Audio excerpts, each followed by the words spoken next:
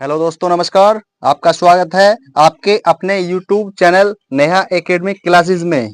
दोस्तों, आज लेकर आए हैं हिंदी का प्रैक्टिस सेट, जिसमें आपको पूरी ही वीडियो देखनी है, पूरी क्लास देखनी है। 16 क्वेश्चन है। 16 क्वेश्चन में से एक भी आपको कम नहीं देखना। बहुत ही इंपॉर्टेंट क्वेश्चंस हैं। पहला, मुजफ्फरनगर में कौन सी बोली बोली जाती है? इसका उत्तर है डी, खड़ी बोली। क्वेश्चन नंबर 2, रिक्त स्थान भरें। पेट्रोल के स्पेस बढ़ गए, क्या? दाम। पेट्रोल के दाम बढ़ गए। क्वेश्चन नंबर 3, एघोष वर्ण कौन सा है? बै, ख, भै, य। दोस्तों, इसका उत्तर है ख। एघोष वर्ण जो 25 स्पर्श व्यंजन होते हैं, शुरू के 2 होते हैं, जैसे क और ख, च, छ, ट, ठ। क्वेश्चन नंबर 4, संयुक्त स्वर बताइए। संयुक्त स्वर ओ, ले, है, छ। 4 का ए, संयुक्त स्वर, उत्तर ए। क्वेश्चन नंबर 5, किस शब्द में युग्मक ध्वनियां हैं? रामू, देनदार, प्रसन्नता, रेलगाड़ी। दोस्तों, 5 का सी, युग्मक ध्वनियां, यानी कि 2 व्यंजन बिल्कुल सेम जुड़े हुए जो एक से होते हैं, जैसे दिल्ली हुआ, या प्रसन्नता है, या चंचलता है। क्वेश्चन नंबर 6, उच्चारण के आधार पर स्वर कितने प्रकार के होते हैं? कितने होते हैं स्वर? उच्चारण के आधार पर स्वर 10 होते हैं। स्वर 11 होते हैं, लेकिन उच्चारण के आधार पर 10 होते हैं। क्वेश्चन नंबर 7, द्विगुण व्यंजन बताइए। ले, से, डे, है। क्वेश्चन नंबर 7 का उत्तर डी। क्वेश्चन नंबर 8, विश्व हिंदी दिवस कब मनाया जाता है? विश्व हिंदी दिवस। दोस्तों, बहुत इंपॉर्टेंट क्वेश्चन है क्वेश्चन नंबर 8। क्वेश्चन नंबर 8 का डी, विश्व हिंदी दिवस 10 जनवरी को मनाया जाता है। और अगर क्वेश्चन आ जाए कि हिंदी दिवस कब मनाया जाता है, तो वो 14 सितंबर को मनाया जाता है। 14 सितंबर। लेकिन ये कह रहा है विश्व हिंदी दिवस। क्वेश्चन नंबर 9,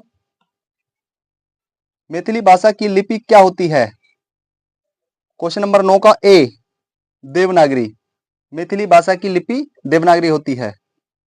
क्वेश्चन नंबर 10, विवरण चिन्ह को पहचानिए। कौन सा विवरण चिन्ह है? प्रश्नवाचक, विवरण, ये पूर्ण विराम होता, फुल स्टॉप, और ये होता है उपविराम।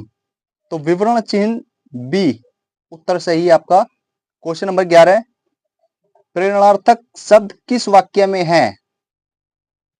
ए, राधा पढ़ने जाती है। बी, मालिक कार्य करवाता है। या सी, माताजी खाना पकाती हैं। डी, मोर नाचता है।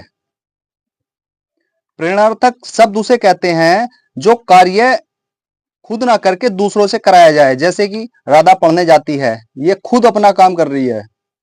माताजी खाना पकाती हैं, खुद पका रही हैं। मोर नाचता है, स्वयं नाच रहा है वो। लेकिन बी, मालिक कार्य करवाता है, खुद नहीं कर रहा। जो कार्य दूसरों से कराया जाता है वो प्रेरणार्थक में आता है। क्वेश्चन नंबर 12,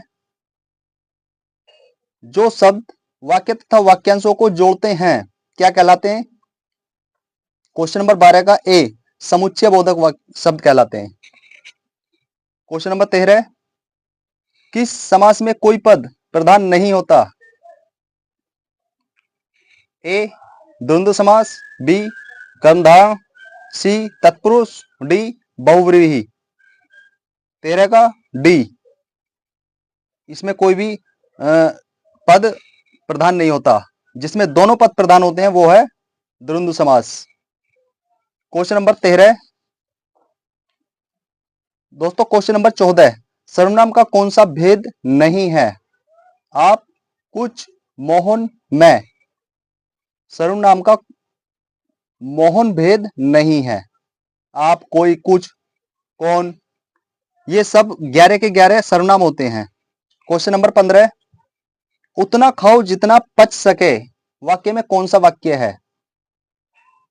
संयुक्त वाक्य है, चौपाई वाक्य है, अधूरा वाक्य है या मिश्रित वाक्य है?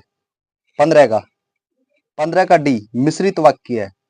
उतना, जितना, कितना, ये सब मिश्रित वाक्य में आते हैं। लास्ट क्वेश्चन, क्वेश्चन नंबर 16, किस वाक्य में अनुकरणात्मक क्रिया है? 16 का वह कार्य करने लगा, हम समय से पढ़ते हैं, बच्चे थर-थर कांपने लगे या डी दीपावली पर एक ऑफर चला? 16 का सी बच्चे थर-थर कांपने लगे। ये जो थर-थर है ये अनुकरणात्मक क्रिया में आता है। दोस्तों, आपको आज का प्रैक्टिस सेट कैसा लगा? मुझे उम्मीद है आपको बहुत ही शानदार, बहुत ही लाजवाब लगा होगा। आप अपना कोई भी डाउट कमेंट बॉक्स में भेज सकते हैं। लाइक और सब्सक्राइब करना बिल्कुल ना भूलें, जिससे कि जो भी इस तरह के कुछ प्रैक्टिस सेट हैं या कुछ टॉपिक्स हैं वो आप तक पहुंचते रहें। दोस्तों, शेयर करना भी ना भूलें। धन्यवाद।